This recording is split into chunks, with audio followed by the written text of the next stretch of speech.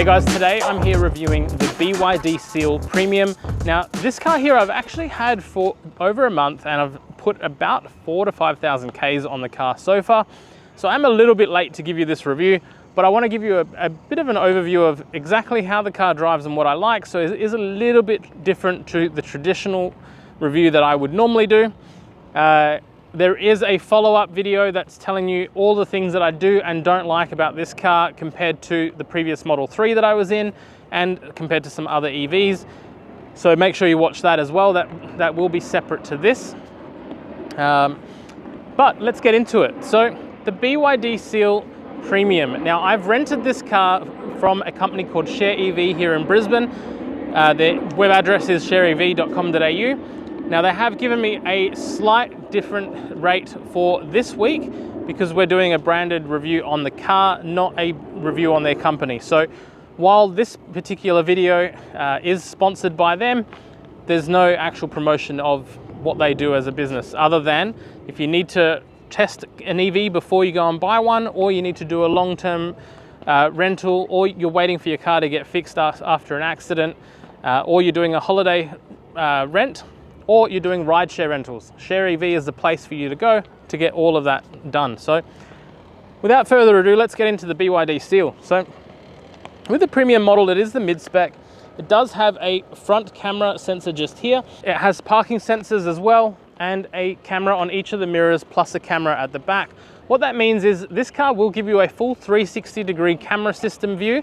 So if you're parking or navigating around tight car park areas, it will give you the best of both worlds of having not only just the guidelines when you're reversing and the sensors, but it will also give you the camera visibility. The interesting thing is the sonar will also give you a distance measure. Now I haven't measured the accuracy of that compared to the Tesla models, so maybe that's an idea for another video. So let's get around to the side. The premium model gives you 19-inch alloy wheels, which on an EV usually isn't a great thing because it chews through a lot of the range. Now, this particular car has a range of about 630 kilometers. I've been experiencing 550 to 600 kilometers for the last month and a half as I've put this car through its paces and done a lot of driving around Brisbane in regional areas and in metro areas just to see exactly what the car could do. So that's a really good plus there, that it can achieve those kind of figures on the bigger tires. It would be very interesting to see what kind of figures it could achieve if it was only rolling on 17-inch tires. So there's some food for thought for the guys at BYD. The mirror design, absolutely stunning, and you have the indicators built in on the side as well. On top of that, the cameras for the sides are underneath each of the external mirrors just there. And you have an NFC pad at the top here as well, or contact point directly on the top here. You also have one in the center armrest as well, which we'll show you later. With the doors, they pop out with handles, so it's a lot easier than some other EVs out there that have, you know, sleek, hidden, mystery handles. These ones are pretty simple. You're not going to get it wrong. They pop out and when they're unlocked, and when you get in and lock the car, they go nice and flush as well. And it literally opens like a normal door, so no guesswork there at all. Full glass roof at the top here. The sleek design carries across to the side, and you have a charge port on the right hand side, which is a CCS2 charging port, and which will accommodate a normal Type 2 charging cable if you're doing Type 2 AC charging as well. So coming around to the back, you get this gorgeous design on the rear tail lights that just absolutely is stunning. And from every angle, this car always gets views as we're moving around town. Plenty of people stop, turn, look at it, point at it, which I haven't experienced that in a car in a very long time, let alone an EV. The last car I had that in was the Hyundai Ioniq 5 when I reviewed that at launch. So great job for BYD on that. Gone is the build your dreams on the back. However, maybe that worked for the brand because everyone that gets in the car goes, oh, this is a build your dreams car. And what I mean by everyone is I've been doing Uber on and off for the last month and a half while I've been trying to rack up some Ks on this car to really put the car through its paces, but to also get general public feedback as well. So that's been pretty cool there as well. Down the bottom here, you will have a button that will open and close the tailgate or the boot. It is padded at the top here and carpeted at the bottom as well. And you have a little bit of additional storage where your charging cables and everything can go all through there. Now, those of you with a keen eye would have spotted that I'm using a Tesla charging kit. Now, that's only because it's the portable charging kit. So that's what I use there for when I go on longer drives. It's just because I already had it from the Model 3 that I had last year, not because BYD doesn't have a good option. The other cool thing is this car comes with vehicle to load, and BYD gives you all of that accessories and all the tooling for it, so that if you need to charge a phone, a drone, run a kettle, power your house in an emergency, you can put power out of the battery into the main use of whatever you're trying to do. Maybe you've gone camping with the car, it will do it. Boot space in the back is pretty generous compared to other cars in the segment. It can be a little bit tight in terms of the depth, but it is still sufficient for 2 large suitcases. The extra large suitcases, you'll only get 1 and a medium suitcase in here. You won't get 2 extra large suitcases in. So that's one thing there. The struts are not really all that intrusive, and you even have a sub in the back as part of the Dyna Audio premium audio system in the back here as well. Closing this, you'll see that at the back you have another camera neatly positioned just here, plus the rear sensors along the back, finishing that off nice and neatly. So let's have a look inside the car. So moving into the inside of the BYD Premium, it is a very premium feeling interior, as you would expect. Soft touch materials at the top, soft touch here, soft touch there, everywhere you touch, just feels nice.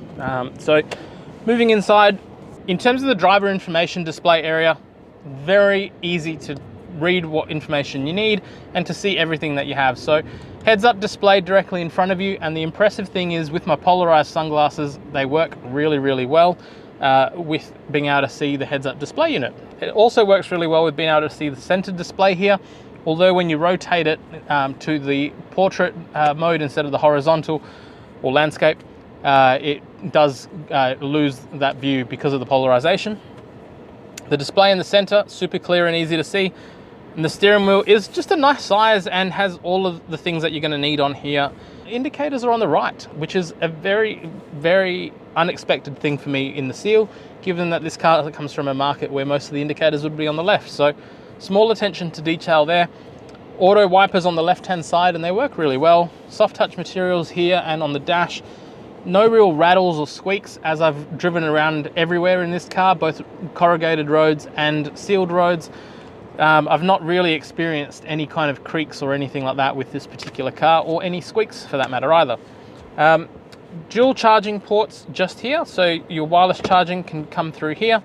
And this seat is incredibly comfortable. It still has your lumbar support that's adjustable, a bit of height adjustment as well. It does feel like it sits a little bit low, but that could also be because of the position of the car overall. Let's take a look at the other side. As mentioned, you have 2 wireless charging ports just here, or pads. So you're just going to have 2 of those here, plus a USB and 12 volt outlet down the bottom as well, in this butterfly storage nook underneath here. So you can fit as much as you want and charge as much as you need. Over here, the big digital display is fantastic, and it does come with Apple CarPlay and Android Auto, and a screen that also rotates, so making it very, very nice. And these super soft, nice premium feeling seats just give you an absolute nice feel. They're ventilated and they're heated, and they also have perforations in there to keep it nice and enjoyable, so that you're not just damp when you come back out on a hot, humid day in Queensland. As you can see, it's starting to rain, so we'll quickly jump in the back. Moving into the back, it is incredibly spacious. So you're going to have plenty of legroom behind the driver's seat. You're going to have plenty of headroom here. If you're a little bit taller, like 6'3", 6'4", you may be a little bit snug with the roof. So just bear that in mind and make sure you get in the car and double check it. You're going to have air conditioning vents directly here to keep you cool, plus some charging ports just down the bottom here for those long road trips. Little pockets to put your devices, plus another big pocket there for tablets or anything else. The seats, as I mentioned, are quite comfortable. Coat hook at the top here, and ISOFIX points on these out of 2 seats on both of these sides as well. As you can see, we're getting a little bit wet, so make sure you hit the like button and hopefully subscribe button as well, and make this sacrifice worthwhile. And if you are only having 2 people in the back, you have a very nice, comfortable armrest with cup holders in the back. And these cup holders also have these little rubberized nubs in the inside to stop your drinks from moving around, so that there's no accidental spillage as well. These seats do fold down, so if you need to put any oversized items in, you can from the boot into here and have additional space as needed. So there you have it, guys. That's what I think about the BYD Seal in the Premium. Highly recommend you go for a drive in the car. One of the things that I will touch on is some of the settings in the infotainment system for the driver assistance aids, like the driver attention warning or the speed alerts. They can be deactivated, otherwise they're going to be incredibly painful and noisy at the worst possible times. And the lane keep assist system is the only other thing that still needs a bit of tweaking from BYD. However, I am told that they are working towards improving that system in their next lot of updates. So that is a really, really good design there from BYD. So that's my impressions of the BYD Seal Premium.